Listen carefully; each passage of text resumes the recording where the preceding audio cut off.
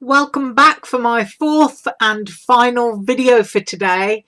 I hope you've been enjoying the 11/11 sale, and I'm here with an MX Art design team project share, and you couldn't really end the day without a few bags of bits. So I'm going to show you my bags of bits, and then I'm going to show you what I made. My first bag of bits is this, and it's a rabbit. This is a very unique die. It was very cleverly thought out, as in you get lots of pieces on solid sections, and all you have to do is, for example, take this section, place it on top of your white cardstock and cut it.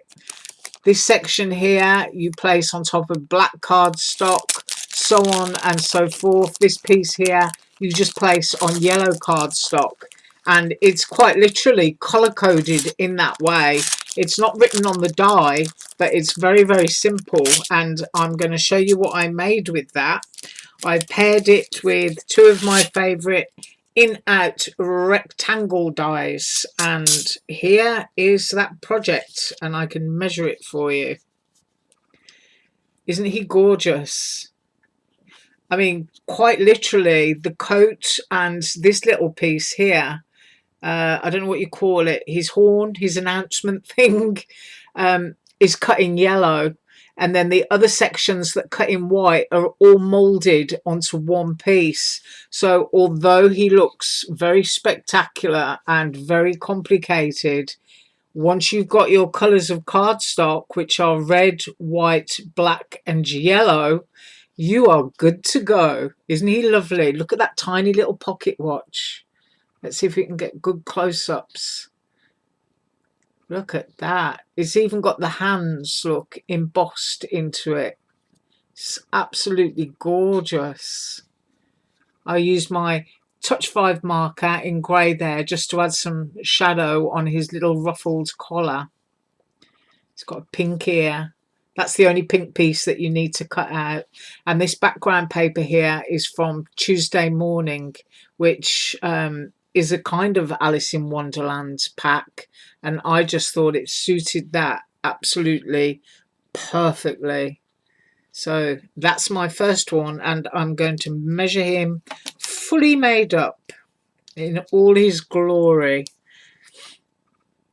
Okay, he is from the top of his tallest here, I'm going to say 4 inches, because it would depend on how far down you wanted to put his legs and how high up you wanted to put his collar on his coat. So I would say fully made up, he stands 4 inches tall. And let's go from that cuff there, turn the ruler the right way around. You can tell I've had a long day. 3 inches.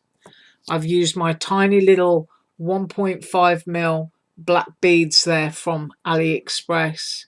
I just think he's absolutely wonderful. Very true to the original vintage image. My second set is a super easy set, my lovely bag of bits. It's a collection of clouds, moon and stars. And of course, I've used the whole thing to create a card, which could have a lovely sentiment on it, like Twinkle Twinkle Little Star or something for a newborn baby card. But the elements within it, of course, you can use individually, and it's always great to have cloud dies. I do have a collection, and these are now being added to that collection. And here is what I made. Well, got to remember, I've got to insert my in-out square. I am going to provide all links below on these. And just very simple distress ink background in, I think that's Stormy Sky and Tumbled Glass, yellow cardstock, just really simple. You could print the sentiment out on the clouds before cutting them out, and they would look absolutely fabulous. Done in Dollar Tree foam board, so that I've got lots of dimension on there. And there it is. As I say, you know, clouds are useful in any kind of card, especially where you've got critters and characters, and you don't have to use Dollar Tree foam board. Right, so that is my second one, and I'm just going to grab my ruler and make sure it's the correct way around, and I'm going to do the largest cloud there, which is 3.5 inches, and the depth, I just about know where it is below all that, is just a little over 2.25 inches. So that is a fabulous set of clouds. Now for my second one, I kept it whole, no bag of bits here, although it would be if I cut it apart.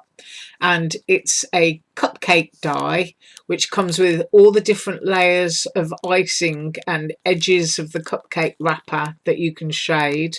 There's the stem there and the cherry that sits on top.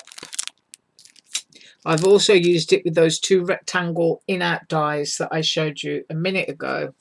And there it is, all coloured in using AliExpress Touch 5 markers and a white gel pen, just to add those lights there into the cherries. Super easy to use a paler shade of brown for the cupcake wrapper, because of course your cake looks paler when it's got a white wrapper over the top of it. And then you've got that edge there that suggests the white edge that isn't quite touching the cake. And then the darker shade of brown there to show that that is the top of the cake with the icing just dripping over the edge. And I cut 2 of those, and I used a flower from my stash. And this background paper is from Tuesday morning in that picnic pack that I'm always showing you. So this is my third card, and I will measure a cupcake for you. It is 2 inches, and then with the cherry stem, 2.5 inches. Well, I hope you enjoyed my 4-video little mini marathon today in celebration of the 11/11 sale, and I hope you grabbed some bargains. And it's my turn now to go off and shop. I will be back tomorrow with my regular 1 video, and you have a fabulous day. I'll see you tomorrow.